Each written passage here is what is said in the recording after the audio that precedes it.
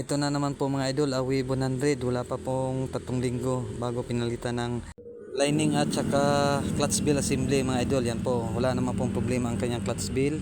Yan po, bubuksan po natin mga idol para po makita natin. Yan po, unang baklas pa lang po natin mga idol, napansin ko na po ang kanyang lining, mali po ang paglagay. Hindi naman po tayo nagmamagaling, itatama lang po natin ang mali mga idol dahil sayang po ang gastos ng customer kung papalitan naman po natin na hindi naman po sira. Yan po, at ating papalitan na po ng bago. Yan po ang kanyang lining mga idol. 3 linggo pa lang ay hindi na makatakbo at wala na pong hatak. Yan po ang tamang position paglagay po ng lining mga idol. At po, at linisan po natin bago po natin ay babalik na palitan na rin po natin ng bago. At susubukan na po natin ipa-test drive sa may-ari. Okay na? Balik na yun.